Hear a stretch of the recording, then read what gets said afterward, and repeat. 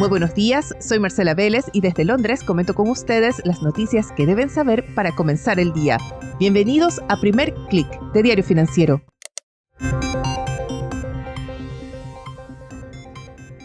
Muy buenos días, es martes 18 de febrero, bienvenidos a Primer Click. Wall Street se prepara para retomar las operaciones. Comienzan en Arabia Saudita las conversaciones entre Estados Unidos y Rusia para acabar con la guerra en Ucrania. Llegan nuevas señales positivas desde Beijing y Milei se defiende.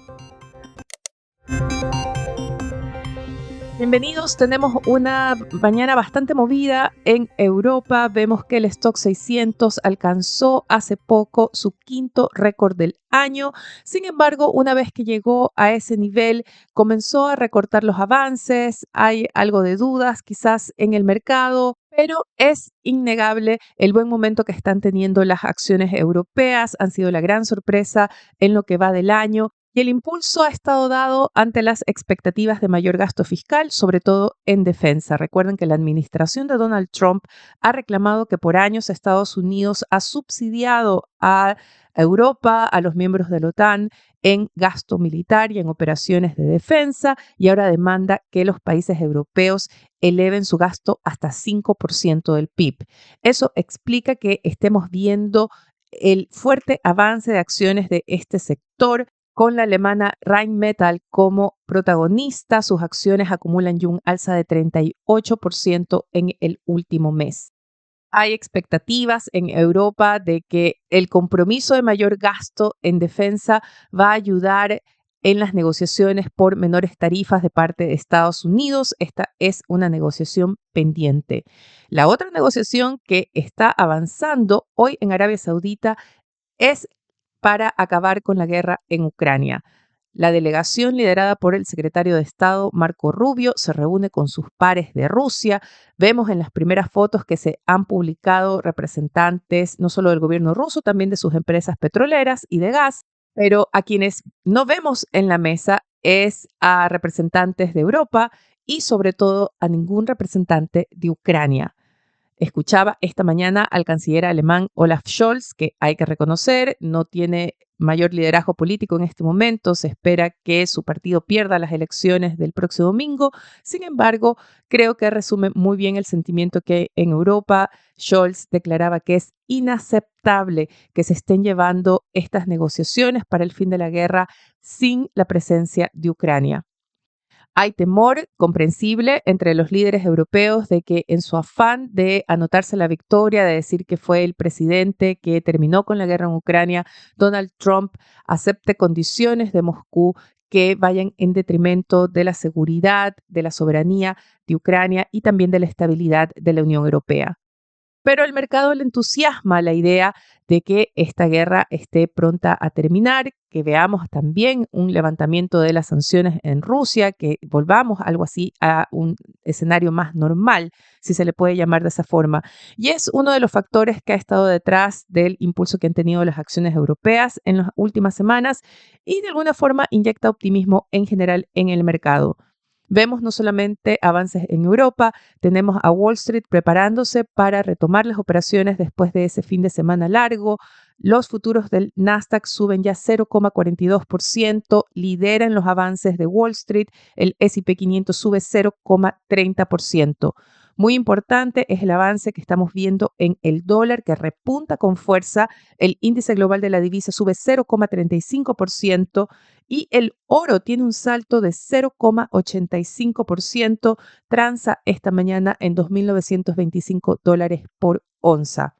Hay un alza también importante del petróleo, más de 1%. El mineral de hierro sube también más de 1,3% después de que el CEO de la minera BHP asegurara que hay señales de estabilización en la crisis inmobiliaria China. Pero no todos los metales están al alza. Vemos una caída del cobre de más de 1% en el COMEX, aunque por ahora se mantiene plano, también con una ligera tendencia a la baja en Londres.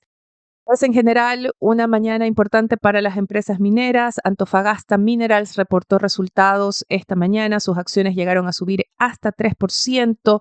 Entusiasmó al mercado ese aumento de 5% que registró en su EBITDA, aunque su producción de cobre subió apenas 1% en 2024. Para el próximo año confirmó inversiones por $3.900 millones. Por su parte, Anglo American captura titulares tras anunciar la venta de su negocio de níquel en Brasil. Lo hará por $500 millones, prácticamente en efectivo, a una empresa con base en Singapur, pero que tiene detrás a la empresa china MMG. Ya que mencionamos a China, vayamos a Beijing, donde el régimen del Partido Comunista sigue en su campaña por recuperar la confianza del mercado y del sector privado. Ayer tuvimos esa sorpresiva reunión del presidente chino Xi Jinping con los líderes de las empresas tecnológicas. Esto ha generado entusiasmo en el mercado respecto a un nuevo repunte de este sector, una nueva era dorada para las acciones tecnológicas. Vemos que las acciones chinas en el Hang Seng anotaron esta mañana una nueva alza de 1,5%. Y ahora hay que sumar una nueva declaración. Se trata de una entrevista que dio el vicepresidente de la Comisión Nacional de Desarrollo Económico y Reformas.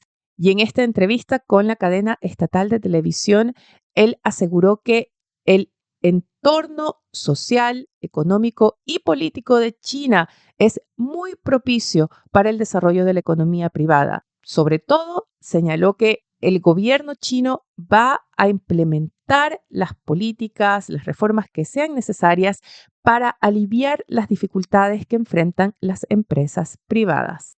Muy distinto al lenguaje utilizado por el régimen de Xi Jinping tras la pandemia, cuando llevó a cabo esa campaña contra el auge de las empresas privadas, el auge del capitalismo, quería volver a las raíces del modelo socialista estatista chino, pero tras los años de desaceleración parece darse cuenta que no es posible impulsar el crecimiento económico de manera sostenible sin un rol activo, importante del sector privado.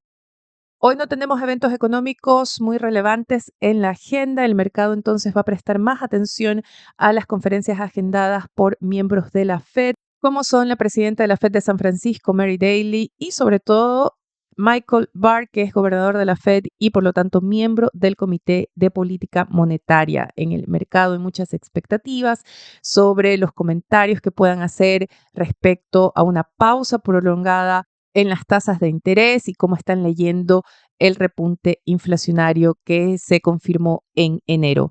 Sobre este tema, si aún no lo han hecho, no se pierdan nuestro último especial, lo publicamos el viernes pasado, en el que abordamos el tema de la inflación, los próximos pasos de la Fed, y el economista senior de la Reinvial Asset Management, Alejandro Guimpo, analizó también el impacto posible de las tarifas, el rango de acción que tiene Donald Trump y la importancia de la reunión de la Fed de marzo.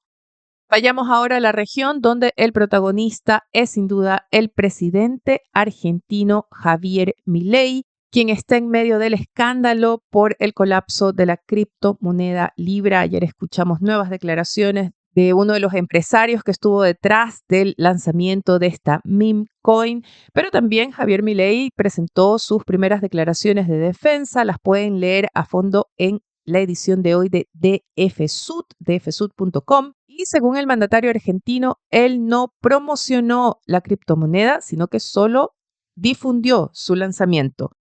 Parece que ese va a ser el eje de su defensa. También aseguró que va a tener que cerrar más su círculo, imponer más barreras, dificultar el acceso a él, dando a entender que no hubo los resguardos suficientes alrededor de su equipo al filtrar de qué se trataba este proyecto que él tan entusiastamente apoyó en un inicio.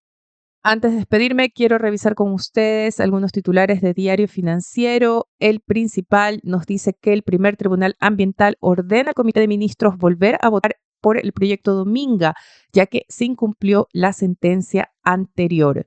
También en la edición de hoy se destaca el buen momento del IPSA. Tras 16 récords en 2025, la bolsa local despierta el apetito de fondos mutuos en acciones chilenas. Además, pueden leer en la edición de hoy cómo funcionará la elección de fondos de ahorro voluntario con la reforma de pensiones. Con esto me despido por ahora. Los invito a que sean actualizados de las noticias del día y más visitando nuestro sitio web de f.cl y de fsud.com con las noticias de negocios de Latinoamérica. No dejen de darnos su calificación, su comentario, seguirnos en cualquiera sea la plataforma que estén escuchando este podcast. Eso nos va a ayudar a crecer. Gracias desde ya. Les deseo que tengan un buen día. Nosotros nos reencontramos mañana.